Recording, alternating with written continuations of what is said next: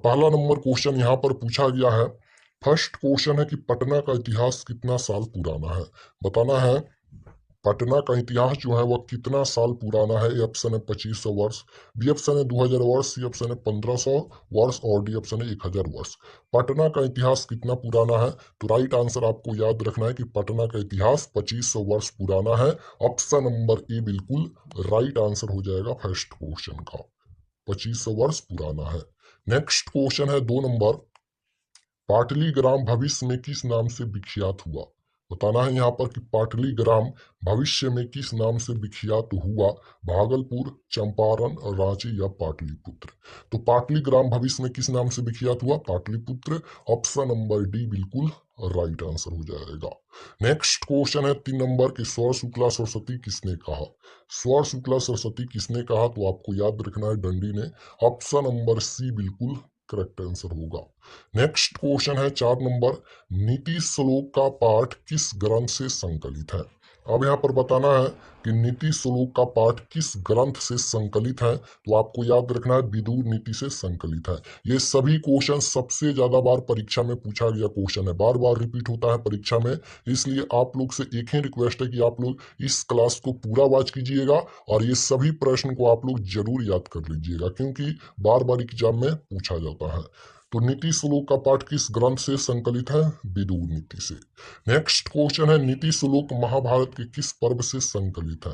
नीति श्लोक महाभारत के किस पर्व से संकलित है, तो उद्योग पर्व से आपको याद रखना है। ऑप्शन नंबर ए बिल्कुल right answer.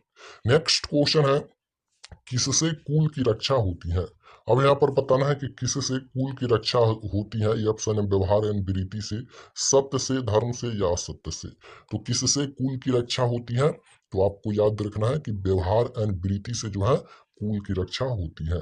Right answer option number ए हो जाएगा। नेक्स्ट क्वेश्चन है 7 नंबर की पठ प्लस तुमुन से कौन सा शब्द बनेगा। यानी पठ प्लस तुमुन जब इसको जोड़ेंगे तो कौन सा नया शब्द बनेगा, तो पठ प्लस तुमुन है तो ये पठितुम बनेगा।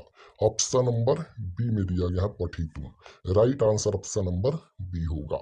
नेक्स्ट क्वेश्चन है 8 नंबर, आर्य समाज की स्थापना किसने की। आर्य समाज की स्थापना किसने की, तो आपको याद रखना है स्वामी दयानंद ने। ऑप्शन नंबर ए बिल्कुल राइट आंसर हो जाएगा।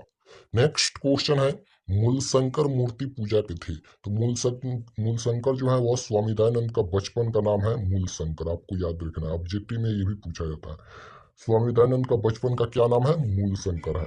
तो यानी मूलशंकर पूछे या स्वामी दयानंद मूर्ति पूजा के क्या थे, तो ये क्या थे, विरोधी थे, आपको याद रखना है।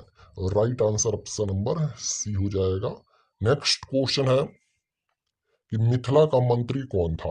मिथिला का मंत्री कौन था, तो मिथिला का मंत्री वीरेश्वर था। ऑप्शन नंबर बी बिल्कुल राइट आंसर हो जाएगा। नेक्स्ट क्वेश्चन है कि सबसे बड़ा शत्रु कौन है। अब यहाँ पर पूछा गया है कि सबसे बड़ा शत्रु कौन है, तो सबसे बड़ा शत्रु आलस्य है। ऑप्शन नंबर बी बिल्कुल राइट आंसर हो जाएगा। नेक्स्ट क्वेश्चन है कि वीरेश्वर नामक मंत्री कहाँ रहता था, तो मिथिला में रहता था। ऑप्शन नंबर बी बिल्कुल राइट आंसर हो जाएगा, मिथिला का मंत्री ही वीरेश्वर है। करेक्ट आंसर बी होगा। नेक्स्ट क्वेश्चन है कि कितने पुरुष हुए थे। यहाँ पर पूछा गया है कितने पुरुष हुए थे, यानी जब आलससाला में आग लगाई गई तो कितने पुरुष हुए थे, तो 4 पुरुष हुए थे जो कि चारों आलसी थे। Right answer option number D हो जाएगा। आलससाला में आग कब लगाई गई, तो जब सब सो रहे थे तब आलससाला में आग लगाई गई। और क्यों लगाई गई, तो आपको याद रखना है कि आलसियों की परीक्षा लेने के लिए आलससाला में आग लगाई। धूर्त आलसी भाग गए आग लगने पर, लेकिन ये 4 आलसी नहीं भागे, आपको याद रखना है। 14 नंबर क्वेश्चन है कि आधुनिक काल की संस्कृत कवित्री कौन है। बताना है यहाँ पर कि आधुनिक काल की संस्कृत कवित्री कौन है, तो आपको याद रखना है पंडिता छमराव। ऑप्शन नंबर सी बिल्कुल राइट आंसर होगा। नेक्स्ट क्वेश्चन है कि गांधी सेतु किस महादेश का सेतु है। क्वेश्चन नंबर 15 में बताना है कि गांधी सेतु किस महादेश का सेतु है। ए ऑप्शन है एशिया महादेश का, बी ऑप्शन है उत्तरी अमेरिका, सी ऑप्शन है यूरोप महादेश या अफ्रीका। तो बताना है यहाँ पर कि गांधी सेतु किस महादेश का सेतु है, तो आपको याद रखना है कि गांधी सेतु एशिया महादेश का सबसे बड़ा सेतु है? तो राइट आंसर क्या हो जाएगा? एशिया महादेश का सबसे बड़ा सेतु कौन है? तो गांधी सेतु है। ऑप्शन नंबर ए बिल्कुल राइट आंसर हो जाएगा। पूछा जाएगा गांधी सेतु किस महादेश का सेतु है? तो एशिया महादेश का। एशिया महादेश का सबसे बड़ा सेतु कौन है? गांधी सेतु है। इस तरह भी क्वेश्चन पूछा जाता है। नेक्स्ट क्वेश्चन है कि मंगलम पाठ में कितने मंत्र हैं? तो मंगलम पाठ में 5 मंत्र संकलित है, आपको याद रखना है। ऑप्शन नंबर सी बिल्कुल राइट आंसर होगा। नेक्स्ट क्वेश्चन है मंगलम पाठ कहाँ से संकलित है? अब यहाँ पर बताना है कि मंगलम पाठ कहाँ से संकलित है? वेद से, पुराण से, उपनिषद से, इनमें से कोई नहीं। तो मंगलम पाठ कहाँ से संकलित है? तो आपको याद रखना है ये उपनिषद से संकलित है। तो राइट आंसर क्या हो जाएगा? ऑप्शन नंबर सी हो जाएगा, उपनिषद से संकलित है। नेक्स्ट क्वेश्चन है कि किसकी विजय होती है? तो हमेशा सत्य की विजय होती है। राइट आंसर ऑप्शन नंबर ए हो जाएगा।